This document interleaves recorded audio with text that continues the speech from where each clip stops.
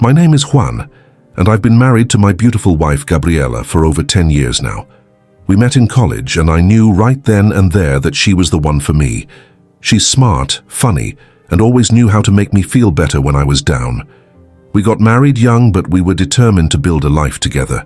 We worked hard, saved up, and bought a small house in a quiet neighborhood. We had 2 adorable kids, and our life seemed perfect.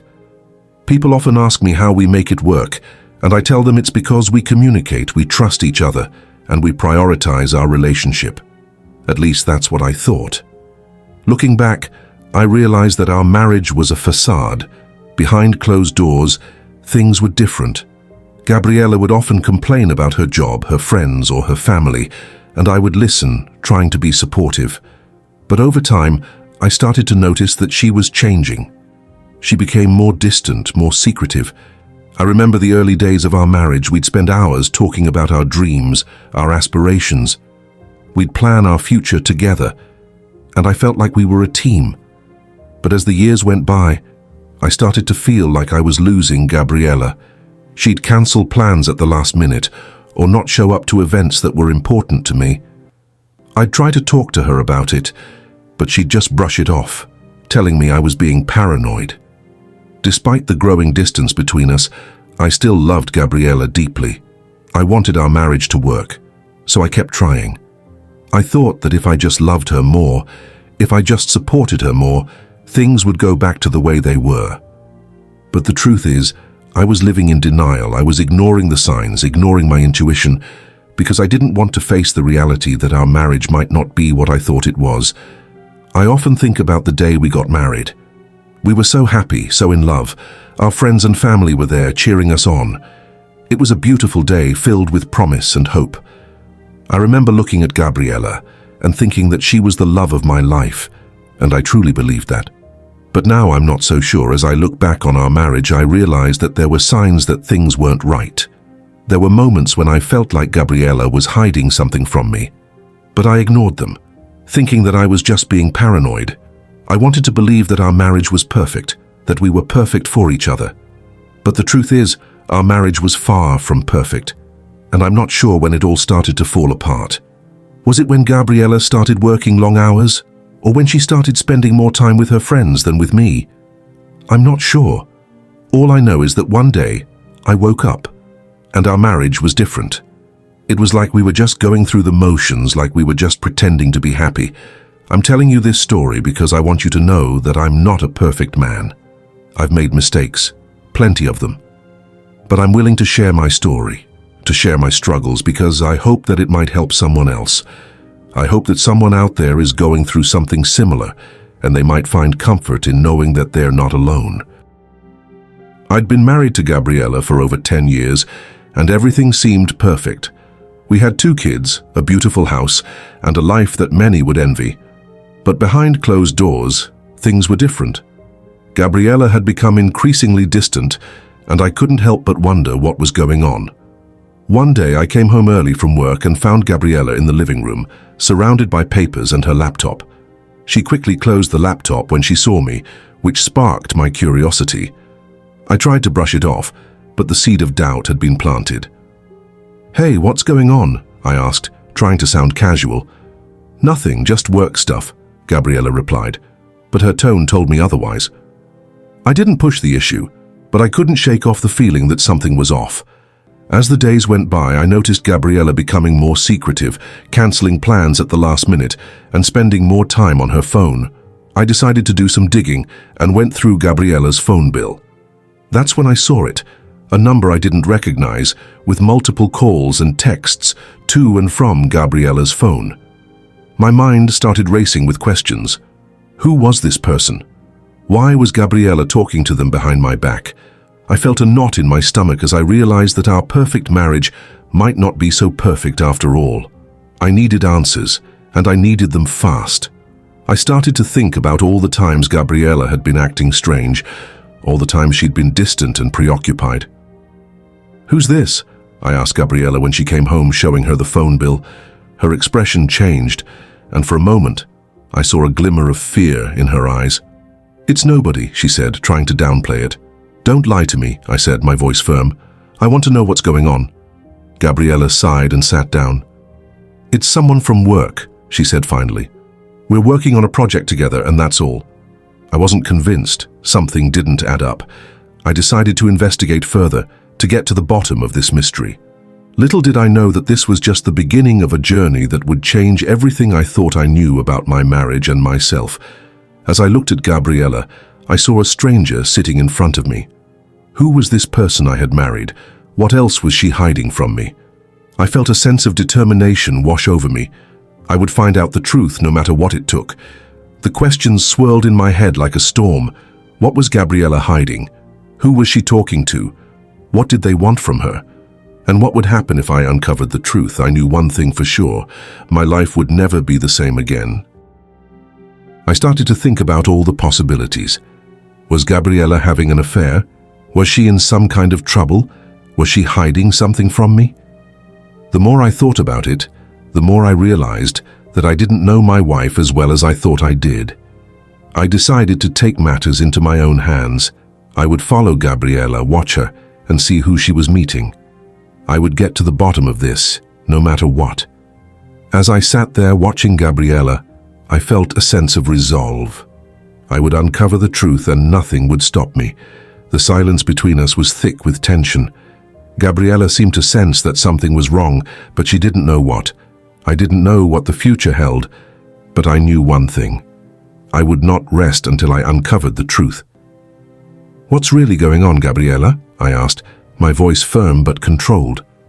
Gabriella looked at me, a mix of fear and defiance in her eyes.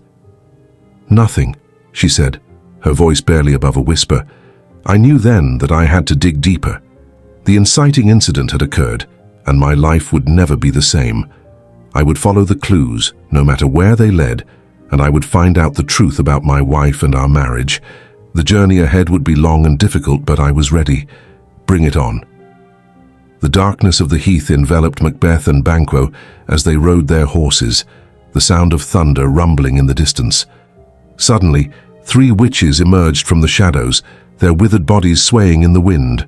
Macbeth's horse startled, and he struggled to regain control. "So foul and fair a day I have not seen," Macbeth said, his voice low and even.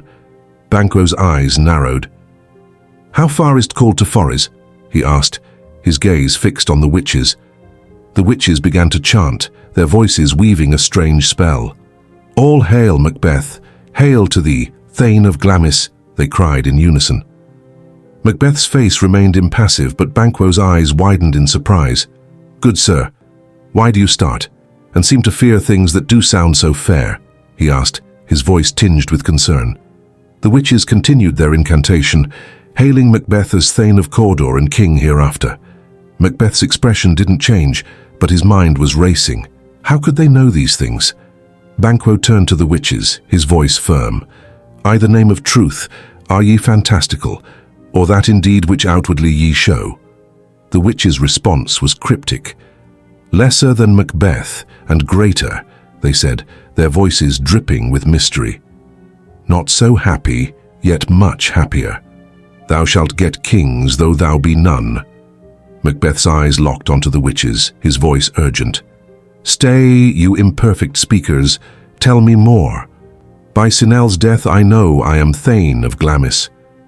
But how of Cawdor? The Thane of Cawdor lives, a prosperous gentleman." The witches vanished as suddenly as they appeared, leaving Macbeth and Banquo stunned. Ross and Angus arrived, their faces somber. "The king hath happily received, Macbeth, the news of thy success," Ross said, his voice measured. "And when he reads thy personal venture in the rebels' fight, his wonders and his praises do contend which should be thine or his." Macbeth's face remained still, but his mind was reeling. The witch's prophecy was coming true. Angus spoke up, his voice firm. "We are sent to give thee from our royal master thanks, only to herald thee into his sight, not pay thee." Ross's words followed. "And for an earnest of a greater honour he bade me from him, call thee Thane of Cawdor." Macbeth's gaze drifted to Banquo, his voice low. "Do you not hope your children shall be kings, when those that gave the Thane of Cawdor to me promised no less to them?" Banquo's response was cautious. That trusted home might yet enkindle you unto the crown, besides the Thane of Cawdor. But 'tis strange, and oftentimes, to win us to our harm, the instruments of darkness tell us truths, win us with honest trifles, to betrays in deepest consequence.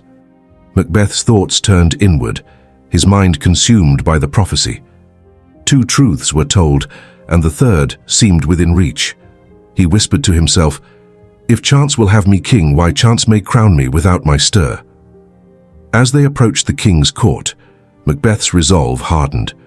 The seeds of ambition had been planted, and he couldn't shake the feeling that his fate was being shaped by forces beyond his control. Banquo's words echoed in his mind, a warning about the instruments of darkness, but Macbeth's focus was fixed on the prize won. I couldn't shake off the feeling that something was off. Every time I saw Gabriella, I felt like I was looking at a stranger. Her smile seemed forced, her laughter artificial. I started to notice little things, like how she'd glance at her phone when we were talking, or how she'd quickly change the subject when I asked her about her day. At first I thought I was just being paranoid. Maybe I was overreacting. But the more I watched her, the more I realized that something was indeed wrong. She'd cancel plans at the last minute, or not show up to events that were important to me. I'd try to talk to her about it, but she'd just brush it off, telling me I was being too sensitive. I started to feel like I was walking on eggshells around her. I'd try to avoid bringing up certain topics, or asking her questions that might trigger an argument, but the tension between us was growing, and I could feel it simmering just below the surface. One night, we were lying in bed and I reached over to hold her hand, but she pulled away, telling me she was tired. I didn't push the issue, but the rejection stung. I felt like I was losing her, like she was slipping away from me. As the days went by, my unease grew. I started to wonder if I was just imagining things, or if there really was something wrong. I felt like I was living in a state of uncertainty, never knowing what was going to happen next. I tried to talk to her about it, to get her to open up and tell me what was going on, but she just kept pushing me away, telling me I was being too clingy, too possessive. I didn't know what to do. I felt like I was losing my grip on our relationship, like I was watching it slip away from me. I started to notice other things too. She'd receive mysterious texts and quickly delete them. She'd spend hours on her phone, locked away in her own little world. I felt like I was on the outside looking in, unable to get back in. The more I watched her, the more I felt like I was losing my sense of reality. Was I just being paranoid, or was something really going on? I didn't know what to believe. All I knew was that I had to get to the bottom of it. I had to know what was going on, and I had to know now. I started to feel a sense of desperation, like I was running out of time. I knew I had to do something, but I didn't know what. All I knew was that I couldn't keep living like this, in a state of uncertainty and doubt. I had to take action, to find out what was going on and to fix it. As I lay in bed that night, I couldn't shake off the feeling that our relationship was on the brink of collapse. I didn't know what the future held, but I knew I had to do something to save us. I just didn't know where to start. The days turned into weeks, and the weeks turned into months. The tension between us continued to grow, and I felt like I was living in a state of constant anxiety. I didn't know what was going to happen next, but I knew I had to be prepared for anything. I started to feel like I was living in a nightmare, like I was trapped in a never-ending cycle of uncertainty and doubt. I didn't know how to escape or how to make it stop. All I knew was that I had to keep moving forward, no matter what. As I looked at Gabriella, I felt a pang of sadness. I didn't know what was happening to us, or how to fix it. All I knew was that I had to try. I had to fight for our relationship, no matter what it took. But as I looked into her eyes, I saw something that made my heart skip a beat. I saw a glimmer of fear, a hint of uncertainty. And in that moment I knew that I wasn't alone. Something was indeed wrong, and I was determined to find out what it was. I couldn't believe what I was seeing. Gabriella was acting stranger and stranger, and I was starting to feel like I was losing my mind. She'd tell me one thing and then deny it later. She'd promise to do something, and then claim she never said that. One day, I came home from work early and found her talking to someone on the phone. She quickly hung up when she saw me, but I caught a glimpse of the number on the screen. I recognized it as the same number I'd seen on her phone bill. "Who was that?" I asked her, trying to keep my cool. "Just a friend," she said, waving her hand dismissively. But I wasn't buying it. I knew that number belonged to someone she was hiding from me. "Gabriella, I need to know what's going on," I said, my voice firm. I deserve to know the truth. But she just shook her head and told me I was being paranoid. "You're just being too controlling," she said. "You need to relax."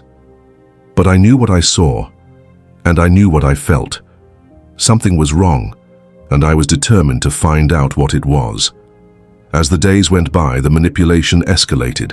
Gabriella would tell me things that weren't true, and then act like I was crazy for questioning her. She'd gaslight me, making me doubt my own perceptions and memories. I started to feel like I was walking on eggshells, never knowing what would trigger her next outburst. I became withdrawn and isolated, unsure of what was real and what was just my imagination. One night, we were at a dinner party, and Gabriella started arguing with me in front of our friends. She was being unreasonable and irrational, and I tried to calm her down, but she just kept escalating the situation until we were both standing outside yelling at each other. When we got home, I confronted her about her behavior. "What's going on with you?" I asked her. "Why are you acting like this?" But she just denied everything, telling me I was overreacting. "You're just too sensitive," she said. I knew I wasn't being sensitive. I knew something was wrong, and I was determined to find out what it was. But Gabriella's manipulation was wearing me down, making me doubt my own sanity. As the days turned into weeks, I felt like I was losing myself. I didn't know what was real and what was just my imagination. I didn't know what was true and what was just a lie. All I knew was that I had to get out of this situation before it was too late. But I didn't know how to escape. I felt trapped, like I was stuck in a never-ending cycle of manipulation and control, and I didn't know how to stop it. I started to wonder if I was the problem. Maybe I was the one who was crazy. Maybe I was just imagining things, but deep down I knew that wasn't true. I knew something was wrong, and I was determined to find out what it was. As I looked at Gabriella, I felt a sense of unease. I didn't know what she was capable of or what she would do next. But I knew one thing. I had to be careful. I had to protect myself before it was too late. The tension between us was growing, and I could feel it building up. I didn't know when it would explode, but I knew it would be soon. And when it did, I wasn't sure if our relationship would survive. I stood in the living room, my heart racing with anticipation. I had been gathering evidence for weeks, and I finally had enough. I knew I had to confront Gabriella about her secrets. "Gabriella, we need to talk," I said, my voice firm. She looked up from her phone, a hint of concern in her eyes. "What's going on?" "I know what's going on," I said, my voice rising. "I know about the other number, the secret texts, the lies, I know it all." Gabriella's expression changed, and for a moment I saw a flash of fear. But then her mask slipped back into place. "I don't know what you're talking about," she said, her voice calm. But I wasn't having it. "Don't lie to me," I said, my voice loud. "I've seen the proof. I know you're hiding something from me." Gabriella's eyes narrowed, and she took a step back. "You're just being paranoid," she said. "You're seeing things that aren't there." But I knew what I saw. I knew what I felt, and I knew I had to get to the bottom of it. "I want the truth," I said, my voice firm. "I deserve the truth." Gabriella's expression softened, and for a moment I thought I saw a glimmer of honesty. But then her mask slipped back into place. "I don't know what you're talking about," she repeated. I felt a surge of anger. How could she lie to me like this? How could she deceive me so thoroughly? "Stop lying," I said, my voice loud. "Stop lying to me." The room fell silent, and for a moment we just stared at each other. I could feel the tension between us, the anger and the frustration. And then Gabriella spoke up. "Fine," she said, her voice cold. "If you want the truth, I'll give it to you. But you won't like it." My heart sank, and I felt a sense of trepidation. What was she going to say? What secrets was she going to reveal? but I steeled myself, ready for whatever was coming. "Tell me," I said, my voice firm. Gabriella took a deep breath, and then she spoke. "I'm leaving you," she said, her voice cold. "I've been planning it for months, and I've been seeing someone else." The words hit me like a punch to the gut. I felt like I'd been blindsided, like I didn't see it coming. But deep down, I knew I had. I knew something was wrong. I didn't know what to say or what to do. All I knew was that my world had just been turned upside down. And I wasn't sure if I would ever be able to put it back together again. The room fell silent, and for a moment we just stared at each other. I could feel the weight of her words, the finality of them, and I knew that nothing would ever be the same again.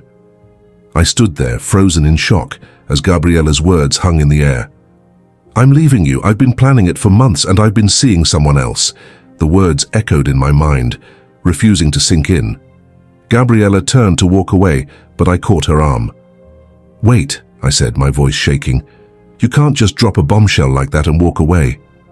She turned to face me, her expression cold. "Why not?" she said. "You've known something was wrong for weeks. You've been suspecting me of all sorts of things. It's time you knew the truth." I felt like I'd been punched in the gut. I couldn't breathe. I couldn't think. All I could do was stare at her, trying to process what she'd just told me. "Who is it?" I asked, my voice barely above a whisper. Gabriella raised an eyebrow. "Does it matter?" she said. "You're just going to have to accept it. I'm leaving you, and I'm moving on with my life." I felt a surge of anger. "Accept it?" I repeated. "You think I can just accept it? You think I can just let you walk out on me and our marriage without a fight?" Gabriella shrugged. "I don't care what you think," she said. "I've made up my mind. I'm leaving, and there's nothing you can do to stop me." I took a step forward, my heart racing. "You're not going anywhere," I said, my voice firm. "We're going to talk about this, and we're going to work through it. We're going to fix this marriage." Gabriella laughed, a cold, mirthless sound. "You really think we can fix this?" she said. "You really think we can go back to the way things were?" I hesitated, unsure of what to say. I didn't know if we could fix things. I didn't know if we could go back to the way things were. All I knew was that I didn't want to lose her. I didn't want to lose our marriage. "I don't know," I said, my voice barely above a whisper. "But I want to try. I want to fight for us. I want to fight for our marriage." Gabriella's expression softened, just for a moment. I saw a glimmer of sadness in her eyes, a glimmer of regret. But then, her mask slipped back into place. "It's too late," she said, her voice cold. "I've made up my mind. I'm leaving, and that's final." I felt a pang of despair. I knew I was losing her. I knew I was losing our marriage, and I didn't know how to stop it. I stood alone in the silence, the weight of Gabriella's words still echoing in my mind. "I'm leaving you. I've been planning it for months, and I've been seeing someone else." The words cut deep, but I knew I couldn't stay stuck in pain. I had to move forward. I took a deep breath and started to walk away from the darkness that had consumed me. I began to rediscover the things that brought me joy, the things that made me feel alive. I started to reconnect with old friends, people who had been pushed aside as my marriage crumbled. We met at a local cafe, laughing and talking like old times. They asked me about Gabriella, about what had happened. I hesitated, unsure of how much to share, but they listened, really listened as I poured out my story. "I'm sorry, man," one of them said, his voice filled with empathy. "You deserve better than that." I shrugged, feeling a mix of emotions.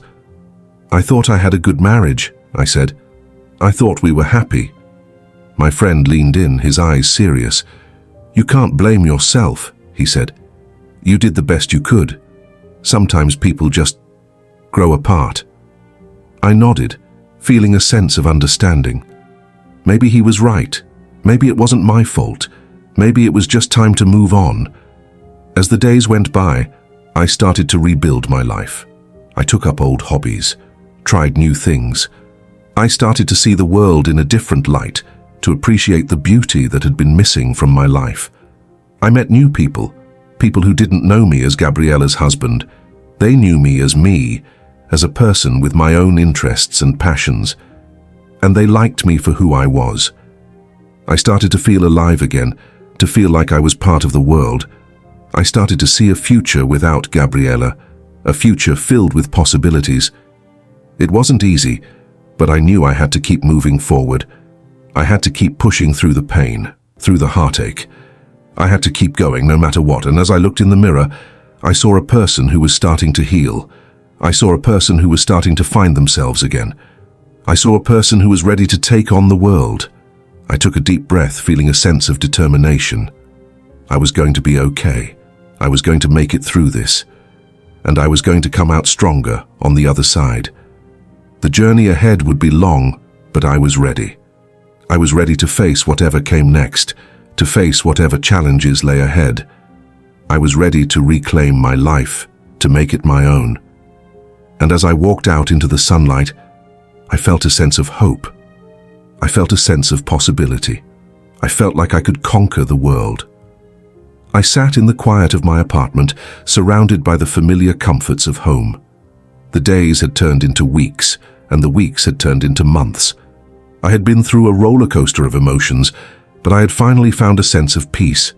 As I looked back on the journey I had been on, I realized that it had been a journey of self-discovery.